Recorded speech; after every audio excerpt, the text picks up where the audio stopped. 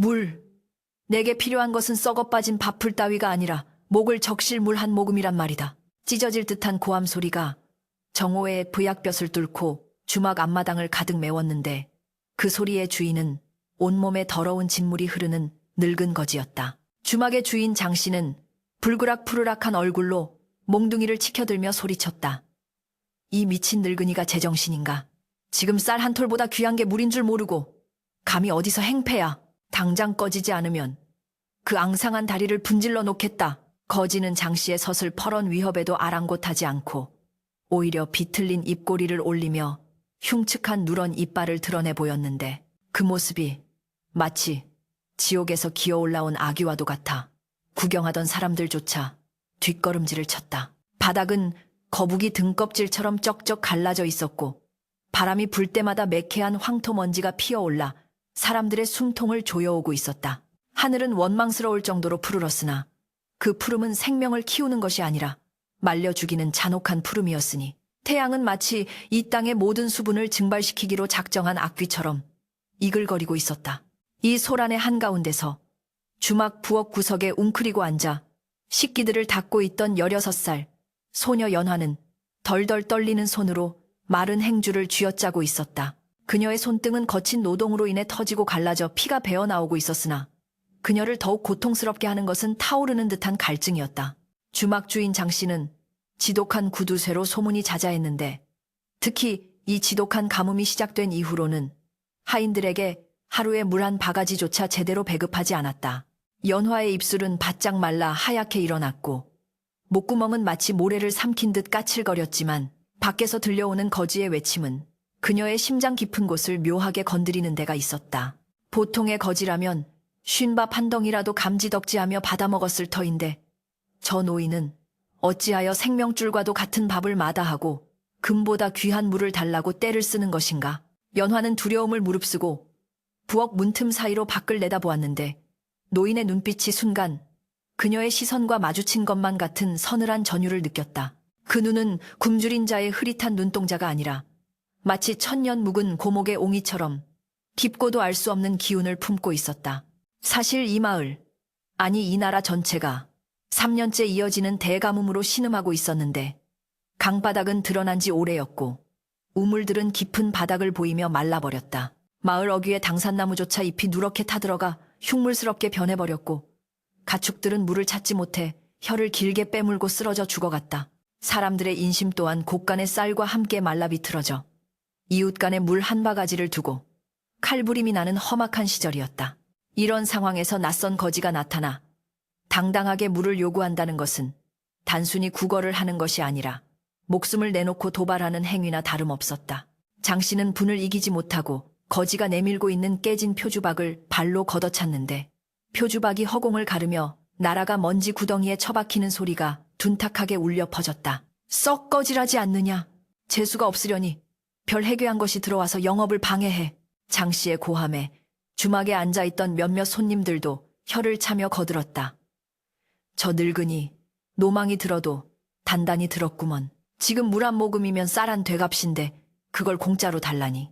그러나 거지는 그 자리에 못 박힌 듯 서서 먼지투성이인 표주박을 주울 생각도 하지 않고 오직 장씨를, 아니 더 정확히는 주막 안에 누군가를 꿰뚫어 보듯 응시하고 있었다. 사람의 몸은 물로 이루어졌거늘 곡기로 배를 채운들 물이 없으면 시체와 무엇이 다르겠느냐.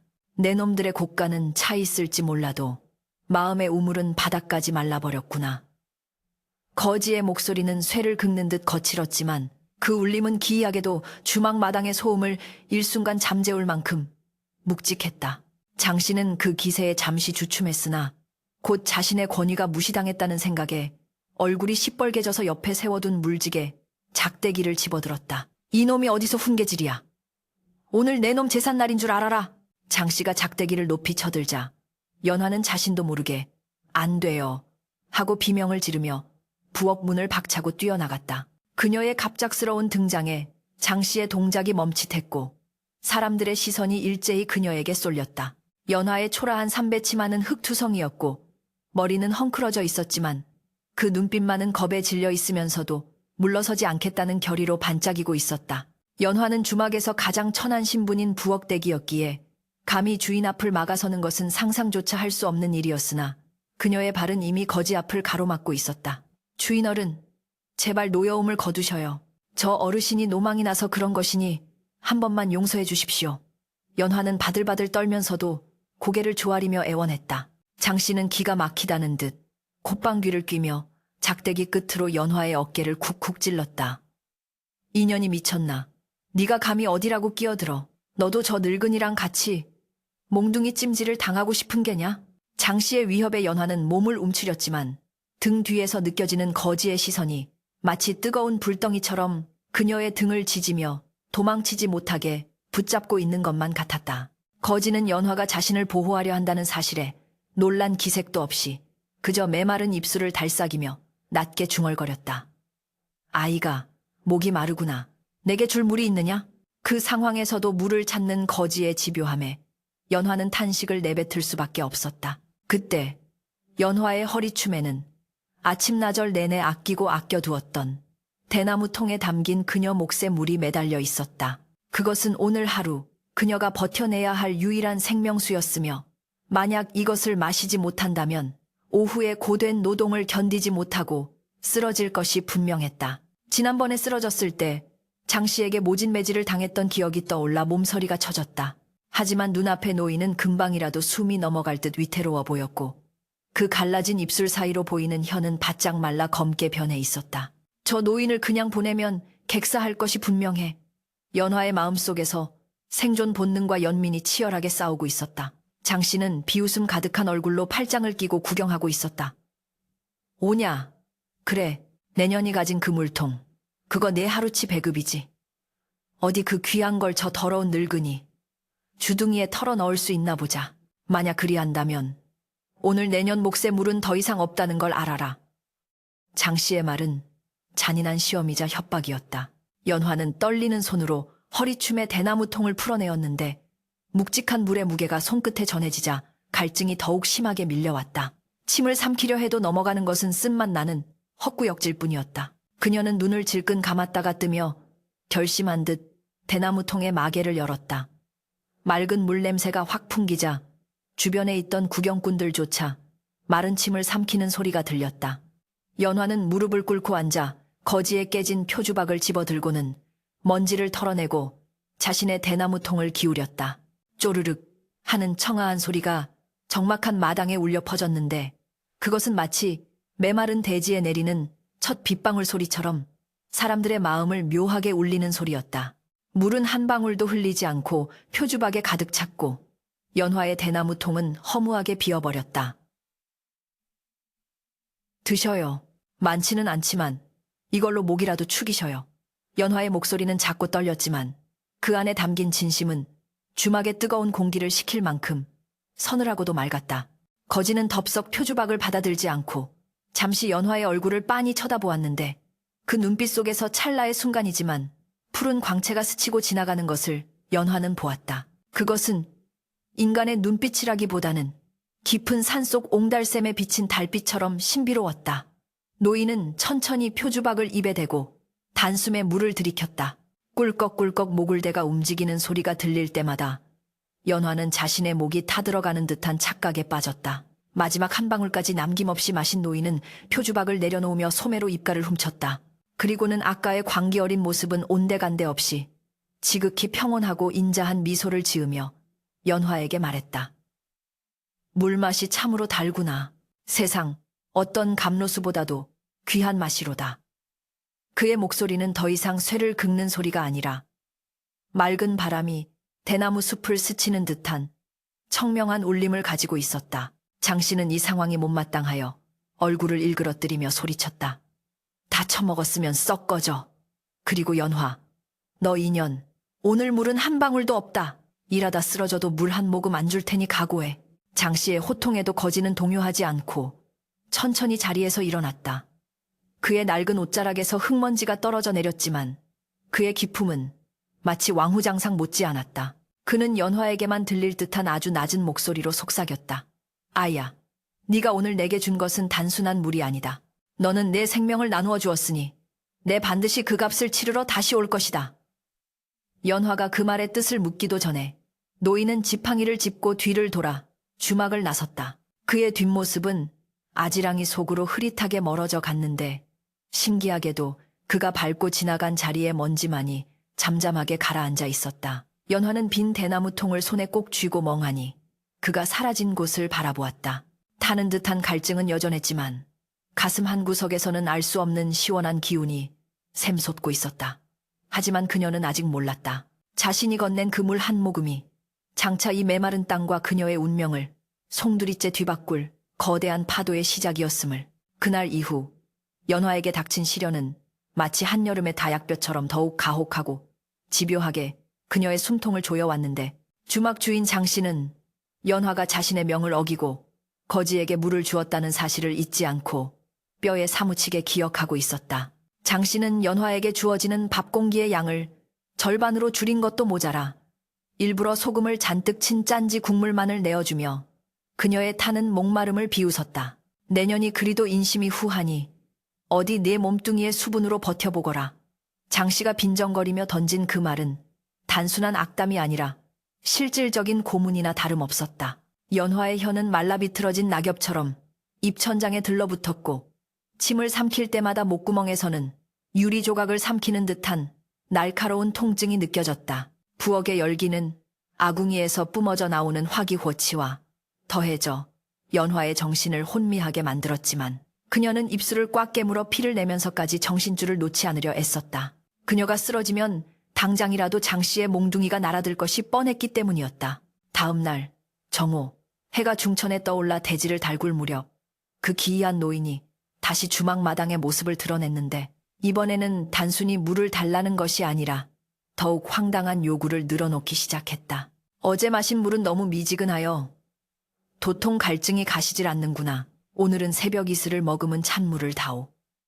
노인은 뻔뻔스럽게 평상 한가운데를 차지하고 앉아 다리를 꼬며 소리쳤다. 주막에 있던 손님들은 기가 차다는 듯 혀를 찾고 장씨는 당장이라도 뛰쳐나가 노인의 멱살을 잡으려 했으나 연화가 황급히 부엌에서 뛰쳐나와 장씨의 앞을 가로막았다. 주인어른, 제가 얼른 다녀오겠습니다. 뒷산 옹달샘 그늘진 곳이라면 아직 찬 기운이 남아있을 것입니다. 연화는 장씨의 욕설이 터져 나오기도 전에 물동이를 이고 주막을 빠져나갔다.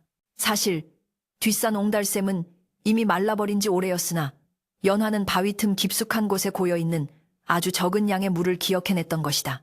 그녀는 가시덤불에 종아리가 긁히고 땀이 비오듯 쏟아지는 와중에도 오직 노인의 목을 축여드려야 한다는 일념 하나로 산을 오르고 또 올랐다.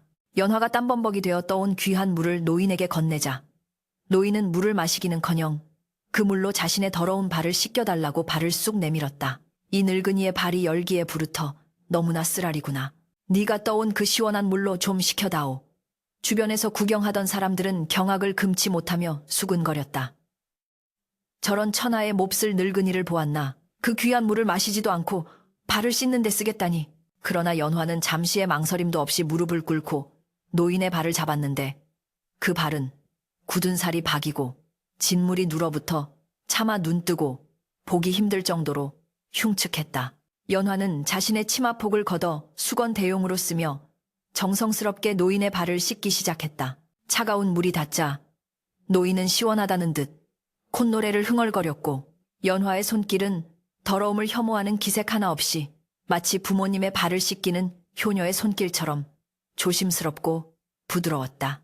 그녀의 이마에서 떨어진 땀방울이 노인의 발등에 섞여 흘러내렸다. 장씨는 이 광경을 지켜보다가 더 이상 참지 못하고 부엌칼을 도마에 콱 내리꽂으며 마당으로 뛰어내려왔다.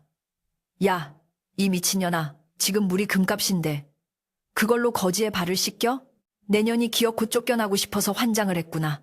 장씨는 연화의 머리채를 휘어잡고 바닥에 내동댕이 쳤고 물동이는 엎어지며 남은 물이 메마른 흙바닥으로 허무하게 스며들었다. 연화는 비명을 지를 새도 없이 바닥에 뒹굴었지만 곧바로 몸을 일으켜 노인의 앞을 막아섰다. 주인어른, 잘못했습니다. 제발 이 어르신만은 건드리지 말아주세요. 제 밥을 굶기셔도 좋고 매질을 하셔도 좋으니 제발요. 연화의 애원에도 장씨의 분노는 사그라들지 않았고 그는 옆에 있던 빗자루를 들어 연화의 등짝을 사정없이 내리쳤다. 퍽, 퍽. 둔탁한 타격음이 마당을 울렸고 연화는 고통에 몸을 비틀면서도 노인에게 빗자루가 닿지 않도록 온몸으로 그를 감싸 안았다. 노인은 그런 연화를 물끄러미 내려다볼 뿐 말리거나 피하려는 기색조차 없었다. 독하다 독해. 저 어린 것이 무슨 죄가 있다고 저리 모질게구나. 구경하던 마을 사람들 중 몇몇이 동정 어린 시선을 보냈지만 장 씨의 서슬퍼런 성격을 알기에 누구 하나 나서서 말리는 이는 없었다. 연화의 등에는 시퍼런 멍이 들었고 입가에는 핏물이 배어 나왔지만 그녀의 눈빛은 고통 속에서도 기이할 정도로 맑게 빛나고 있었다. 그것은 체념이나 절망의 눈빛이 아니라 자신이 옳다고 믿는 것을 지키려는 자만이 가질 수 있는 숭고한 빛이었다. 한참 동안 매질을 하던 장 씨는 숨이 턱까지 차오르자 빗자루를 집어던지며 침을 꽝 뱉었다. 에이, 재수 없는 것들. 오늘부터 내년은 밥도 없다. 물 한 방울 밥 한 톨 없이 어디 며칠이나 버티나 보자. 장 씨가 씩씩거리며 안으로 들어가 버리자 마당에는 무거운 침묵만이 감돌았다. 연화는 비틀거리는 몸을 겨우 추스르며 노인을 향해 고개를 숙였다. 어르신, 놀라게 해드려 죄송합니다. 물을 다 엎어버려서 어쩌지요. 노인은 연화의 부르터진 입술과 헝클어진 머리카락을 가만히 응시하다가 품속에서 꼬질꼬질한 헝겊 주머니 하나를 꺼내 연화의 손에 쥐어주었다. 이것은 씨앗이다. 흙탕물 속에서도 피어나는 연꽃의 씨앗이지. 내 이름이 연화렌화라 하였느냐. 참으로 내게 어울리는 이름이로다. 노인의 말은 뜬금없었으나 그 목소리에는 거부할 수 없는 위엄이 서려 있었다. 연화가 어리둥절하여 주머니를 열어보려 하자 노인은 지팡이로 그녀의 손을 가만히 눌러 막았다. 지금은 열어보지 말거라. 네 마음에 우물이 넘치려 할 때 그때 비로소 쓰임새가 있을 것이다. 노인은 그 말을 남기고는 마치 바람처럼 호련히 자리를 떴다. 연화는 아픈 몸을 이끌고 노인의 뒷모습을 쫓으려 했으나 그는 이미 인파 속으로 사라져 보이지 않았다. 손에 쥐어진 작은 주머니만이 그가 환영이 아니었음을 증명하고 있었다. 그날 밤 연화는 헛간 구석에 지푸라기 위에 쓰러지듯 누워 고열에 시달렸다. 매질을 당한 등은 불에 댄 듯 화끈거렸고 며칠째 제대로 마시지 못한 물 때문에 의식이 가물가물해졌다. 헛간 지붕 틈새로 새어 들어온 달빛이 그녀의 창백한 얼굴을 비추었는데 연화는 몽롱한 의식 속에서 돌아가신 어머니의 얼굴을 보았다. 연화야. 착한 우리 연화야. 세상이 너를 속이고 아프게 할지라도 너는 네 본 모습을 잃지 말거라. 진흙 속에서도 맑게 피어나는 연꽃처럼 너의 향기는 언젠가 세상을 덮을 것이다. 어머니의 따뜻한 목소리가 환청처럼 귓가를 맴돌았다. 연화는 눈물을 흘리며 노인이 준 주머니를 가슴에 꼭 품었다. 그 주머니에서는 희미하게 남아 시원하고 청량한 향기가 배어나오는 듯 했는데 그 향기를 맡자 거짓말처럼 통증이 조금씩 가라앉고 호흡이 편안해지는 것을 느꼈다. 밖에서는 가뭄을 알리는 마른 천둥 소리가 우르르 쾅쾅 울려 퍼졌지만 연화의 마음속에는 이상하리만치 평온한 고요가 찾아왔다. 다음 날부터 노인은 하루도 빠짐없이 주막을 찾아왔다. 그는 올 때마다 더욱 기상천외한 요구를 했는데 어느 날은 땡볕 아래서 자신의 찢어진 옷을 기워달라 하였고 또 어느 날은 먹다 남은 생선 가시를 발라달라며 떼를 썼다. 장 씨는 그때마다 길길이 날뛰었지만 연화는 묵묵히 노인의 손발이 되어주었다. 마을 사람들은 이제 연화를 미친 노인의 시녀라 부르며 손가락질했다. 저 계집애도 제정신이 아니야. 차라리 도망을 칠 것이지. 왜 저 늙은이 수발을 들며 매를 벌어. 사람들은 연화의 행동을 이해할 수 없었다. 자신들의 잣대로는 이익이 되지 않는 일에 헌신하는 것이 어리석음으로밖에 보이지 않았기 때문이다. 하지만 연화에게 있어 노인은 단순한 거지가 아니었다. 세상 모두가 외면하는 가장 낮은 곳에 있는 존재였고 그를 섬기는 것은 곧 자신의 인간성을 지키는 마지막 보루와도 같았다. 또한 노인의 눈을 들여다볼 때마다 느껴지는 그 알 수 없는 깊은 슬픔과 연민이 연화의 마음을 붙잡고 놓아주지 않았다. 그러던 어느 날 사건이 터지고 말았다. 장 씨가 아끼던 가뭄에도 말라 죽지 않고 겨우 살아남은 닭 한 마리가 사라진 것이다. 장 씨는 대뜸 연화를 의심하며 몽둥이를 들고 헛간을 뒤졌고 그곳에서 닭털 몇 개를 발견했다. 사실 그것은 굶주린 들고양이의 소행이었으나 장 씨는 모든 분풀이를 연화와 노인에게 돌리기로 작정했다. 이 도둑년, 내년이 저거지. 늙은이 먹이려고 내 닭을 훔쳤지. 오늘이야말로 내년의 손목을 잘라버리겠다. 장 씨의 고함 소리에 마을 사람들이 구름처럼 몰려들었다. 연화는 아니라고 필사적으로 고개를 저었지만 장 씨는 듣지 않고 연화의 멱살을 잡아 마당 한가운데로 끌어냈다. 그 시각 노인은 주막 마루에 앉아 있었는데 장 씨가 연화를 향해 도끼를 치켜드는 순간 노인이 지팡이로 바닥을 쿵 하고 내려 찍었다. 그 소리는 크지 않았으나 마치 땅속 깊은 곳에서 울려 퍼지는 지진과도 같은 진동이 장 씨의 발밑을 강타했다. 장 씨는 중심을 잃고 휘청거렸고 도끼는 엉뚱한 곳에 꽂혔다. 짐승도 은혜를 알거늘 하물며 사람이 짐승보다 못해서야 쓰겠느냐. 노인은 처음으로 장 씨를 향해 엄한 목소리로 꾸짖었다. 장 씨는 바닥에 넘어진 채 노인을 올려다보았는데 노인의 등 뒤로 거대한 그림자가 일렁이는 것을 보았다. 그것은 마치 용이 켈리를 틀고 있는 듯한 형상이었다. 장 씨는 순간 등골이 오싹해져 말문이 막혔으나 이내 헛것을 보았다고 생각하며 고개를 흔들었다. 이 늙은이가 요술을 부리나.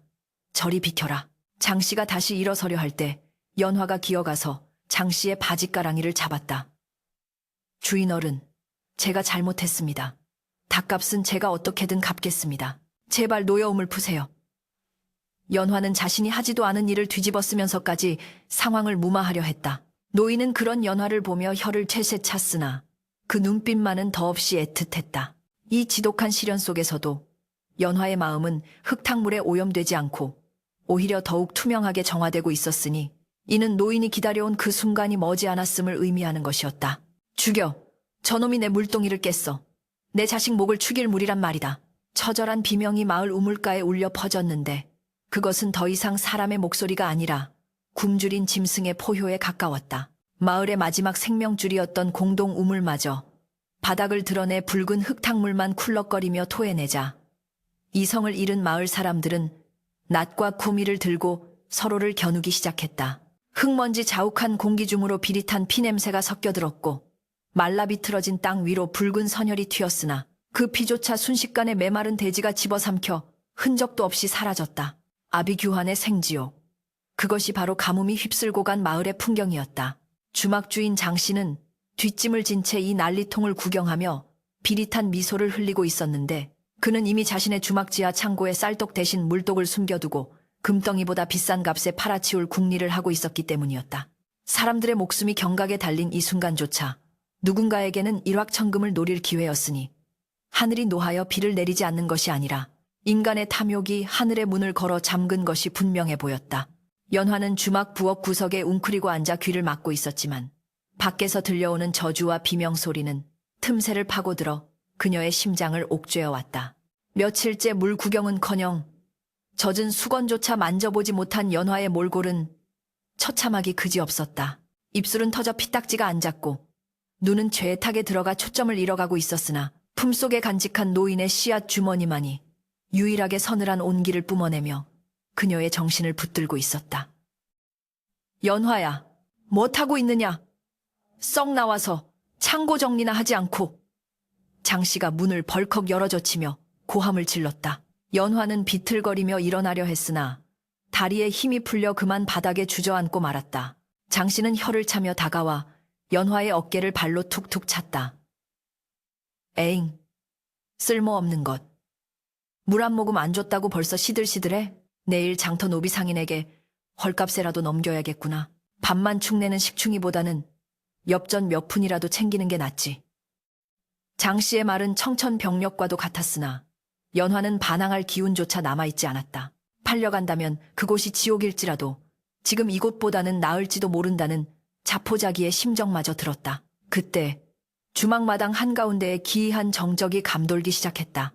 피 튀기며 싸우던 사람들이 하나둘씩 동작을 멈추고 입을 벌린 채 한 곳을 응시했는데 그곳에는 언제 왔는지 모를 그거지. 노인이 가부좌를 틀고 앉아 있었다. 노인의 주변으로는 묘하게도 먼지가 일지 않았고 뜨거운 열기조차 그를 피해가는 듯 아지랑이가 비껴 피어오르고 있었다. 노인은 눈을 지그시 감은 채 마치 이 아수라장이 딴 세상 일인 양 태평하게 부채질을 하고 있었다. 장씨가 씩씩거리며 다가가 소리쳤다. 이 미친 늙은이가 또 왔어? 오늘은 물 한 방울도 없으니 썩 꺼져. 안 그래도 심란해 죽겠는데. 재수없게. 장씨가 노인의 어깨를 밀치려 손을 뻗었으나 노인이 눈을 번쩍 뜨자 장씨는 보이지 않는 벽에 부딪힌 듯 뒤로 물러났다. 노인의 눈동자는 더 이상 탁한 회색이 아니라 깊은 밤바다처럼 짙푸르고 서늘한 광채를 띠고 있었다. 물이 없다. 과연 그럴까? 노인의 목소리는 낮았지만 우물가에 모인 수십 명의 사람들 귀에 또렷하게 꽂혔다. 땅의 물은 말랐을지언정 하늘의 물길이 끊긴 적은 없느니라. 다만 너희의 눈이 욕심에 멀어보지 못할 뿐. 사람들은 웅성거리기 시작했다. 미친 소리라 치부하기에는 노인의 기세가 너무나 등등했기 때문이었다. 장씨는 콧방귀를 뀌며 비웃었다. 말장난은 집어치워라. 내 놈이 비라도 내리게 할 수 있다는 말이냐. 기우제를 지낸 무당들도 다 도망간 마당에 어디서 개수작이야. 노인은 장씨를 무시하고 비틀거리며 부엌에서 기어나온 연화를 향해 시선을 고정했다. 연화야, 이리 가까이 오너라. 노인의 부름에 연화는 홀린 듯 발걸음을 옮겼다. 장씨가 앞을 막으려 했으나 노인이 지팡이를 땅에 탁 하고 내려놓자 장씨의 다리가 제멋대로 꼬여 엉덩방아를 댔고 말았다. 사람들은 이제 두려움 섞인 눈으로 노인과 연화를 지켜보고 있었다. 연화가 노인 앞에 무릎을 꿇자 노인은 품에서 낡은 지도 한 장을 꺼내어 연화의 손에 쥐어주었다. 그리고는 남들이 듣지 못하게 아주 낮은 목소리로 오직 연화의 귓가에만 닿을 듯한 바람소리로 속삭였다. 오늘 밤 자시즈, 다리 구름 뒤로 숨을 때를 기다려라. 마을 뒷산 중턱, 벼락 맞은 고목 뒤편에 수백 년간 잊혀진 폐우물이 하나 있다. 사람들은 그곳이 말라버린 지 오래라 하여 거들떠보지도 않지만 사실 그곳은 용이 승천하기 위해 눈물을 흘려 만든 용안정 롱옌진이니라.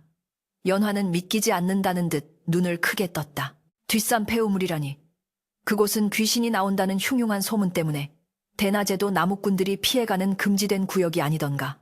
게다가 그 우물은 이미 100년 전 가뭄 때 말라버려 흙더미만 가득하다는 것이 마을의 정설이었다. 어르신, 그곳은 흉지숑라 들었습니다. 그리고 물이 나온 적이 없다고. 연화가 떨리는 목소리로 반문하자 노인은 빙글에 미소를 지으며 고개를 저었다. 세상 사람들의 눈은 겉모습만 볼 뿐 그 속의 진실을 보지 못한다. 너는 진흙 속에서도 핀 연꽃을 보지 않았느냐. 네가 가진 그 맑은 마음이라면 막힌 물길을 열 수 있을 것이다. 노인은 잠시 말을 멈추고 연화의 눈을 깊이 들여다보았다. 하지만 명심하거라. 그 물은 탐욕스러운 자의 손이 닿으면 흙탕물로 변하고 오직 순수한 희생을 아는 자에게만 허락된 생명수이니라. 네가 만약 두려움에 사로잡혀 뒷걸음질 친다면 이 마을은 영영 붉은 먼지 속에 파묻히게 될 것이다. 선택은 내 몫이다. 말을 마친 노인은 자리에서 일어났다. 장씨가 씩씩거리며 다시 달려들었지만 노인은 허허 웃으며 소매를 한번 휘저었다. 그러자 갑자기 돌풍이 불어 흙먼지가 장씨의 눈을 덮쳤고 장씨가 비명을 지르며 눈을 비비는 사이 노인은 온데간데 없이 사라져버렸다. 마치 처음부터 그 자리에 없었던 것처럼 노인이 앉았던 자리에는 맑은 이슬 한 방울만이 풀잎 끝에 대롱대롱 매달려 영롱하게 빛나고 있었다. 그날 밤 주막 창고에 갇혀있던 연화는 뜬 눈으로 밤을 지새우고 있었다. 밖에서는 굶주린 개들이 짖어대고 밤바람 소리가 귀신 울음소리처럼 흉흉하게 들려왔다. 정말 그곳에 물이 있을까? 아니면 저 노인도 더위를 먹고 헛소리를 한 것일까? 이성과 상식은 가지 말라고. 그곳에 가면 짐승의 밥이 되거나 헛고생만 하다가 죽게 될 것이라고 경고하고 있었다. 게다가 장씨에게 들키기라도 한다면 내일 아침 당장 뼈가 으스러지도록 맞을 것이 뻔했다. 그러나 연화의 손은 무의식 중에 노인이 준 지도와 씨앗 주머니를 꽉 쥐고 있었다. 그녀의 뇌리에는 낮에 보았던 피 흘리는 이웃들과 목말라 죽어가는 어린아이들의 둔한 눈동자가 떠나지 않았다. 만약 정말로 물이 있다면, 내가 두려워서 포기한다면 나 혼자 사는 것이 무슨 의미가 있을까? 연화는 자리에서 벌떡 일어났다. 그녀의 심장은 쿵쿵 뛰고 있었지만 눈빛만은 더 이상 흔들리지 않았다. 자시즈를 알리는 먼 절간의 종소리가 희미하게 들려오자 연화는 창고의 썩은 나무 문살을 조심스럽게 뜯어내었다. 몸이 야윌대로 야윈 덕분에 좁은 틈새를 겨우 빠져나갈 수 있었다. 그녀는 부엌에서 낡은 호미 하나와 큰 바가지를 챙겨 들고 어둠 속으로 몸을 던졌다. 달빛조차 구름에 가려 한치 앞을 분간하기 힘든 암흑천지였다. 산길은 가시덤불과 뾰족한 돌부리로 가득 차 있어 한 발짝 내디딜 때마다 살점이 찢겨나가는 고통이 따랐다. 짐승의 울음소리가 바로 등 뒤에서 들리는 듯하여 식은땀이 흘렀지만 연화는 이를 악물고 노인이 말한 고목을 향해 기어오르다시피 했다. 숨이 턱까지 차오르고 다리가 천근만근 무거워질 때마다 그녀는 낮에 노인이 보여주었던 그 신비로운 푸른 눈빛을 떠올리며 마음을 다잡았다. 가야 해. 가서 확인해야 해. 이것이 하늘이 내게 준 마지막 기회라면 나는 결코 물러서지 않을 거야. 한참을 헤맨 끝에 연화는 드디어 산 중턱에 벼락 맞은 고목 앞에 도착했다. 나무는 검게 그을려 흉물스럽게 서 있었고 그 뒤편으로는 잡초가 무성하게 우거진 폐우물의 입구가 검은 아가리를 벌리고 있었다. 전설 속의 용안정. 일하기에는 너무나 초라하고 황폐한 모습이었다. 연화는 실망감에 다리에 힘이 풀릴 뻔했으나 호미를 꽉 쥐고 우물가로 다가갔다. 우물 안을 들여다보니 칠흑 같은 어둠뿐 물기는커녕 습기조차 느껴지지 않았다. 바닥에 돌을 던져보았으나 툭 하고 마른 흙에 부딪히는 둔탁한 소리만 들려왔다. 역시 속은 것인가? 연화의 눈에서 허탈한 눈물이 주르륵 흘러내려 우물 속으로 떨어졌다. 그때였다. 그녀의 눈물이 바닥에 닿는 순간 우물 깊은 곳에서 아주 미세하지만 분명한 울림이 전해져 왔다. 그것은 마치 잠들어 있던 거대한 짐승이 깊은 잠에서 깨어나 숨을 고르는 듯한 웅, 웅 거리는 진동이었다. 연화는 놀라 뒷걸음질 쳤지만 곧 마음을 고쳐먹고 우물 안으로 조심스럽게 내려가기 시작했다. 밧줄도 없이 넝쿨을 잡고 내려가는 위험천만한 일이었으나 그녀는 무엇에 홀린 듯 거침이 없었다. 바닥에 닿은 연화는 호미로 딱딱하게 굳은 흙바닥을 파내려갔다. 손바닥에 물집이 잡히고 터져 피가 흘러도 멈추지 않았다. 제발, 제발 물을 주소서. 저를 위해서가 아니라 고통받는 이웃들을 위해 자비를 베푸소서. 연화의 간절한 기도가 어둠 속에 메아리 쳤다. 한참을 파내려갔을까. 호미 끝에 팅하고 무언가 단단한 것이 걸렸다. 흙을 걷어내자 그곳에는 둥글고 매끄러운 푸른 옥돌이 박혀 있었다. 그것은 마치 용의 눈동자처럼 신비로운 빛을 발하고 있었다.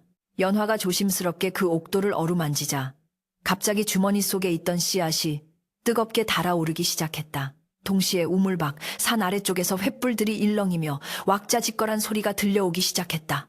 저기다! 전현이 저기로 도망갔어! 잡아라!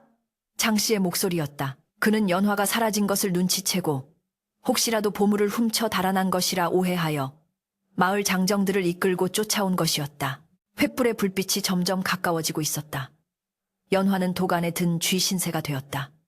위에서는 탐욕에 눈이 먼 사람들이 몰려오고 있었고 아래는 막다른 우물 바닥이었다. 절체절명의 순간 연화는 노인의 말을 떠올렸다. 탐욕스러운 자에게는 흙탕물을, 희생을 아는 자에게는 생명수를. 연화는 결단해야 했다. 이 옥돌을 지켜야 할 것인가 아니면 저들에게 넘겨주고 목숨을 구걸할 것인가. 그녀는 품속에 씨앗을 꺼내 옥돌 위에 올려놓았다. 그러자 기적 같은 일이 벌어지기 시작했다. 말라 비틀어졌던 씨앗 껍질이 터지며 그 안에서 투명한 싹이 돋아나더니 순식간에 자라나 옥돌을 휘감기 시작한 것이다. 그리고 옥돌 틈새로 맑고 청아한 물소리가 들려오기 시작했다. 쪼르륵 쪼르륵. 그것은 천년의 침묵을 깨고 대지로 돌아오려는 용의 첫 숨결이었다. 거기 꼼짝 말고 있거라. 내년이 감히 내 주막의 보물을 훔쳐 달아나? 장씨의 고함 소리가 칠흑 같은 어둠을 찢어발기며 산 중턱을 강타했다. 수십 개의 횃불이 일렁이며 폐우물 주변을 에워쌌고 붉은 불빛이 우물 안의 어둠을 몰아내며 연화의 창백한 얼굴을 비추었다. 연화는 공포에 질려 몸을 떨면서도 방금 막 싹을 틔운 신비로운 씨앗과 푸른 옥돌을 자신의 치마폭으로 감싸 안았다. 우물 위에서는 장씨가 거친 숨을 몰아쉬며 탐욕스럽게 눈을 번뜩이고 있었다. 그의 눈에는 우물 바닥에서 은은하게 새어나오는 푸른 광채가 보였고 그것은 필시 금은보화가 뿜어내는 빛이라 확신했다. 저것 봐라. 전현이 무언가 숨기고 있어. 끌어올려. 아니, 내가 직접 내려가겠다. 장씨는 이성을 잃고 밧줄도 없이 우물벽의 돌틈을 밟고 허겁지겁 내려오기 시작했다. 그의 거친 발길질에 돌부스러기와 흙더미가 연화의 머리 위로 쏟아져 내렸지만 연화는 웅크린 채 꿈쩍도 하지 않았다. 그녀가 지켜야 할 것은 자신의 목숨이 아니라 이 메마른 땅을 살릴 마지막 희망이었기 때문이었다. 비켜라. 이 도둑년아. 우물 바닥에 쿵 하고 떨어진 장씨는 숨 돌릴 틈도 없이 연화의 어깨를 발로 걷어찼다. 연화는 비명을 지르며 벽 쪽으로 나뒹굴었고 그녀가 감싸고 있던 옥돌과 씨앗이 드러났다. 장씨의 눈이 뒤집혔다. 옥돌은 어둠 속에서도 스스로 빛을 내며 신비로운 기운을 뿜어내고 있었고 그 위에서 자라난 연꽃 줄기는 마치 살아있는 뱀처럼 옥돌을 휘감고 있었다.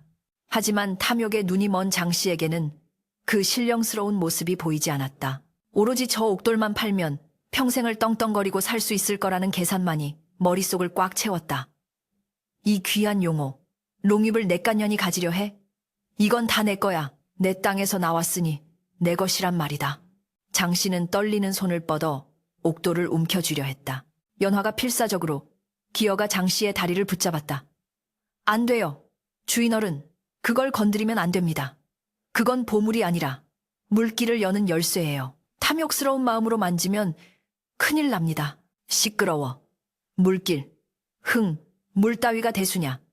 이 보석이면 물을 수천 통은 사고도 남는다. 장씨는 연화의 손을 뿌리치고 기어이 옥돌을 양손으로 덥석 움켜쥐었다. 그리고 힘껏 잡아당겼다. 그 순간이었다. 우르릉 쾅! 땅속 깊은 곳에서 천둥 소리가 울려 퍼지더니 우물 바닥이 요동치기 시작했다. 장씨는 환희에 차서 소리쳤다. 뽑힌다. 뽑혀. 신봤다. 그러나 그의 환호는 단 1초 만에 처절한 비명으로 바뀌었다. 그가 옥돌을 들어 올린 자리에서 뿜어져 나온 것은 맑은 물이 아니었다. 시커멓고 악취가 진동하는 진흙덩어리와 썩은 구정물이 마치 화산처럼 폭발하여 장씨의 얼굴을 강타한 것이다. 아, 내 눈. 이게 뭐야? 장씨는 눈을 감싸쥐고 뒹굴었다. 솟구쳐 오른 검은 물은 끈적거리는 타르처럼 장씨의 온몸을 휘감았고 살이 타들어가는 듯한 고통을 안겨주었다. 그것은 지난 수년간 장씨가 마을 사람들에게 저지른 악행과 탐욕이 응축된 더러운 업보의 찌꺼기였다. 살려줘. 사람 살려. 괴물이다. 장씨는 허우적거리며 우물벽을 기어오르려 했으나 진흙탕이 발목을 잡아끌어 자꾸만 미끄러졌다. 위에서 내려다보던 마을 장정들은 기겁을 하며 뒷걸음질 쳤다. 우물 속에서 들려오는 괴기스러운 소리와 솟구치는 검은 기운에 누구 하나 감히 도울 엄두를 내지 못했다. 연화 역시 검은 물결에 휩쓸려 위태로운 상황이었다. 오물은 그녀의 허리까지 차올랐고 숨을 쉴 때마다 역겨운 냄새가 코를 찔렀다. 하지만 기이하게도 연화가 있는 곳 주변만큼은 검은 물이 침범하지 못하고 둥그렇게 자리를 비켜가고 있었다. 바로 연화가 목숨 걸고 지켜낸 그 연꽃 씨앗 때문이었다. 씨앗에서 뻗어나온 줄기는 이제 어른 팔뚝만 하게 자라나 있었고 그 끝에는 새하얀 연꽃 봉오리가 맺혀 은은한 빛을 발하며 검은 기운을 정화하고 있었다. 연화는 더러운 오물을 뒤집어 쓴 채 고통스러워하는 장씨를 보며 잠시 망설였으나 이내 마음을 굳게 먹고 흙탕물 속으로 손을 뻗었다. 주인어른, 제 손을 잡으세요. 이쪽으로 오셔야 합니다. 그러나 공포에 질린 장씨는 연화의 손길마저 자신을 해치려는 귀신의 손길로 착각하고 거칠게 쳐냈다. 저리가, 내년이 요술을 부린 거지. 썩 꺼져. 장씨가 발악하며 뒷걸음질 칠수록 그는 더 깊은 수렁으로 빠져들었다. 연화는 더 이상 그를 붙잡을 수 없음을 깨닫고 눈물을 머금은 채 연꽃 봉오리를 향해 돌아섰다. 이제 남은 방법은 하나뿐이었다. 노인이 말했던 진심 어린 희생만이 이 분노한 땅을 진정시킬 수 있었다. 연화는 두 손을 모으고 간절히 기도했다. 하늘이시여, 용왕님이시여, 저의 주인은 비록 탐욕스러우나 이 마을의 수많은 목숨은 죄가 없습니다. 제 목숨을 바쳐서라도 좋으니 부디 노여움을 거두시고 생명의 물을 허락해 주시옵소서. 연화의 눈물 한 방울이 연꽃 봉오리 위로 떨어지자 기적이 일어났다. 단단히 닫혀있던 꽃봉오리가 팟팟 하는 소리와 함께 활짝 만개하더니 그 안에서 눈이 멀어버릴 듯한 강렬한 백색광이 뿜어져 나왔다. 동시에 우물 안을 가득 채우던 검은 오물들이 순식간에 하얗게 정화되기 시작했다. 썩은 냄새는 사라지고 대신 그윽한 연꽃 향기가 진동했다. 그리고 땅이 다시 한번 크게 울렁거리더니 우물 바닥 정중앙에서 거대한 물기둥이 굉음과 함께 하늘로 치솟았다. 콰아아앙. 그것은 마치 승천하는 청룡의 형상과도 같았다. 물줄기는 연화의 몸을 부드럽게 감싸 안아 우물 밖으로 들어올렸다. 연화는 물의 힘에 이끌려 허공으로 솟구쳤고 그녀의 발밑으로는 맑고 푸른 생명수가 폭포수처럼 쏟아져 내렸다. 우물 밖에서 지켜보던 사람들은 입을 다물지 못했다. 시커먼 구정물을 뒤집어 쓰고 비명을 지르며 튕겨져 나온 장씨는 바닥에 처박혀 꼴사나운 몰골로 벌벌 떨고 있었고 그 옆으로 연화가 물기둥을 타고 선녀처럼 내려오고 있었기 때문이었다. 솟구친 물은 우물을 넘쳐 흘러 계곡을 타고 말라버린 논과 밭으로 거침없이 뻗어나갔다. 쩍쩍 갈라졌던 땅이 물을 머금자 치익 하는 소리와 함께 생기가 돌기 시작했고 죽어가던 나무들이 가지를 펴며 물방울을 맞이했다. 물이다. 물이 터졌다. 멍하니 서 있던 마을 사람 중 누군가 외치자 그제야 사람들은 환호성을 지르며 물줄기를 향해 달려들었다. 서로를 죽일 듯 노려보던 사람들은 얼싸안고 춤을 추었고 어떤 이들은 땅바닥에 엎드려 흙탕물이 된 물을 벌컥벌컥 들이켰다. 그것은 단순한 물이 아니라 죽음의 문턱에서 돌아온 생명 그 자체였다. 장씨는 진흙 범벅이 된 채 멍하니 그 광경을 바라보았다. 자신의 보물이라 여겼던 옥돌은 온데간데 없고 그 자리에는 거대한 물줄기만이 솟구치고 있었다. 그는 자신의 탐욕이 얼마나 부질없고 더러운 것이었는지를 뼈저리게 느끼며 수치심에 고개를 들 수 없었다. 반면 연화는 흠뻑 젖은 옷을 입고 바들바들 떨고 있었지만 그녀의 얼굴은 달빛을 받아 성스럽게 빛나고 있었다. 사람들은 물을 마시던 것을 멈추고 하나 둘씩 연화에게로 다가와 무릎을 꿇었다. 연화 아가씨가 우리를 살렸어. 용왕님이 감동하신 거야. 마을의 촌장이 눈물을 흘리며 연화의 손을 잡았다. 그동안 천대받고 무시당했던 부엌대기 소녀가 하루아침에 마을의 구원자가 된 순간이었다. 그때 소란스러운 군중 뒤편으로 하얀 두루마기를 입은 노인의 모습이 어렴풋이 보였다. 노인은 만족스러운 미소를 지으며 지팡이로 땅을 톡톡 두드렸다. 그러자 맑은 밤하늘에 갑자기 먹구름이 몰려오더니 굵은 빗방울이 후두둑 떨어지기 시작했다. 3년 만에 내리는 단비였다. 빗물은 사람들의 환희에 찬 눈물과 섞여 대지를 적셨고 장씨의 몸에 묻은 더러운 오물도 씻겨 내려갔지만 그의 가슴에 새겨진 죄책감만은 씻기지 않을 듯했다. 노인은 연화와 눈이 마주치자 고개를 한번 끄덕여 보이고는 빗줄기 속으로 천천히 걸어 들어갔다. 연화는 쏟아지는 비를 맞으며 노인이 사라진 곳을 향해 깊이 고개를 숙여 절을 올렸다. 감사합니다. 감사합니다. 그녀의 목소리는 빗소리에 묻혔지만 그 진심은 하늘에 닿아 메아리쳤다. 이제 모든 것이 명백해졌다.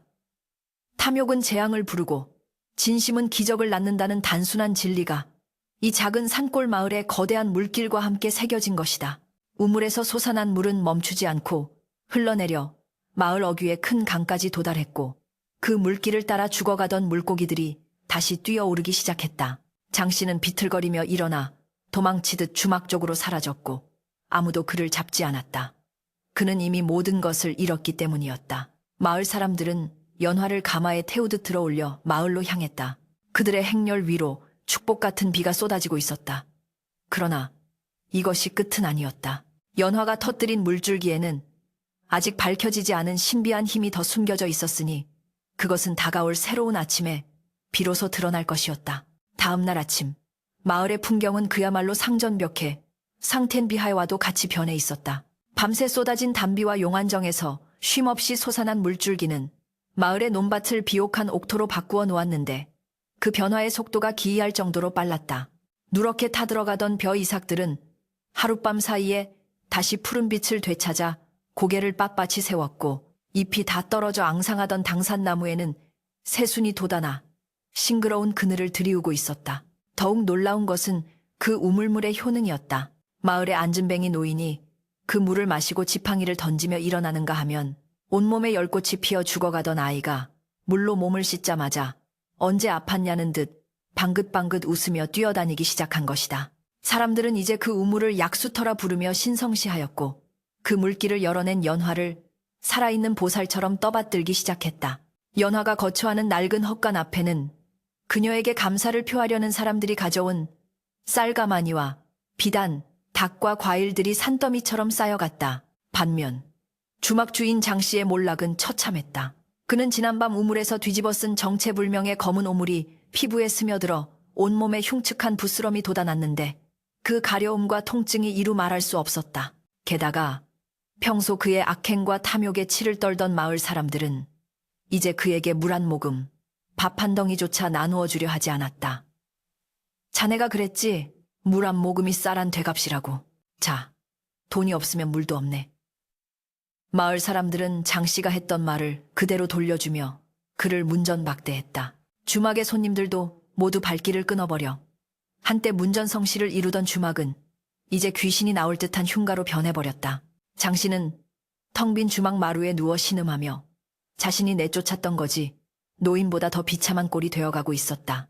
목구멍이 타들어가는 갈증 속에서 그는 비로소 자신이 연화에게 저질렀던 죄악의 무게를 뼈저리게 실감하고 있었다.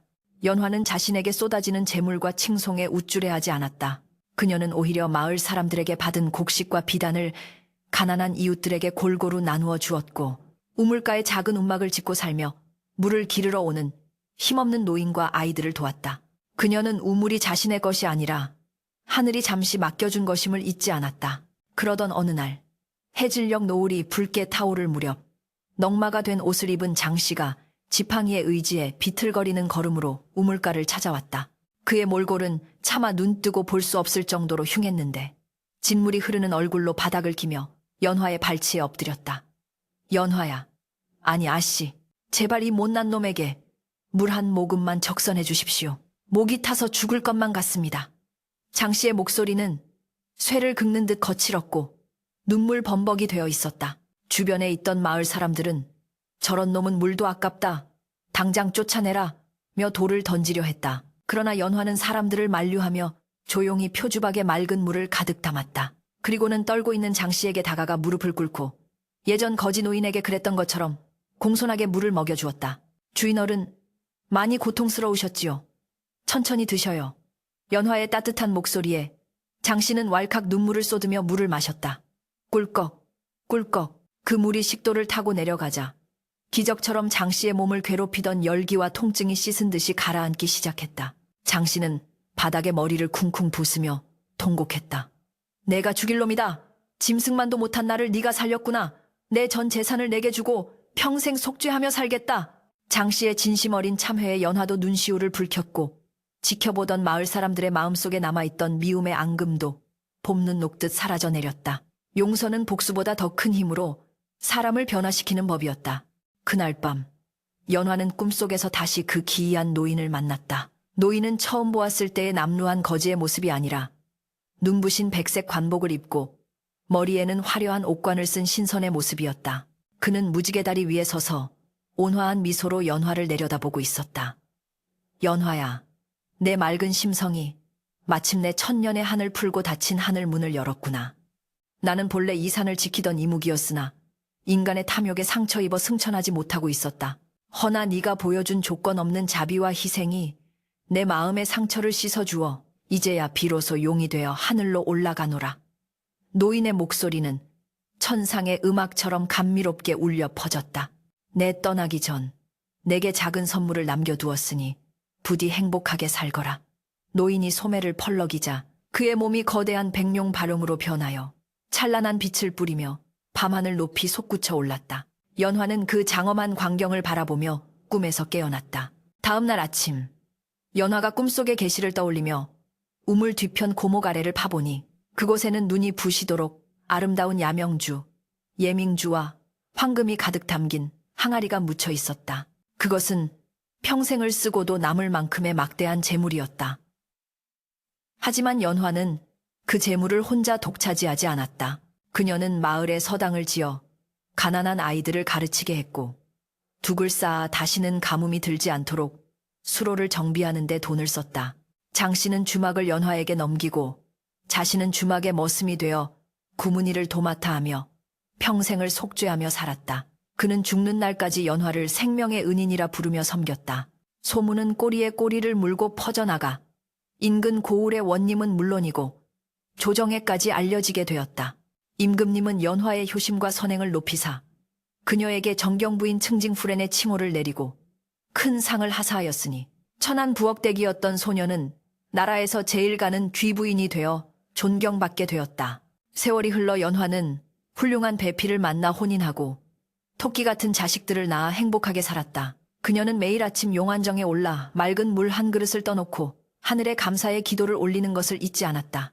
그녀가 늙어 세상을 떠날 때 마을에는 신기한 현상이 일어났다. 하늘에서 오색 구름이 내려와 그녀의 집을 감싸고 어디선가 은은한 연꽃 향기가 며칠 동안 진동하여 사라지지 않았다고 한다. 마을 사람들은 연화가 죽어 다시 용궁의 선녀가 되었다고 믿었다. 이후로도 그 마을은 용천고 론첸구이라 불리며 아무리 심한 가뭄이 들어도 우물이 마르지 않고 풍년이 드는 축복받은 땅이 되었다. 전설은 이렇게 끝을 맺는다. 겉모습이 남루하다고 하여 사람을 함부로 대하지 말며 작은 물 한 모금이라도 진심을 담아 나누는 것이 천하를 얻는 길임을, 탐욕은 스스로를 파멸시키는 독이요 뱃댐은 마르지 않는 샘물과 같다는 진리를, 예지아기는 천년의 세월을 넘어 오늘날까지 우리에게 속삭여주고 있다. 진흙 속에서도 기어이 꽃을 피우는 연꽃처럼 고단한 세상살이 속에서도 맑은 마음을 잃지 않는다면 언젠가 반드시 그 향기가 세상을 덮고 복이 되어 돌아오리라는 것을 믿으면서 말이다.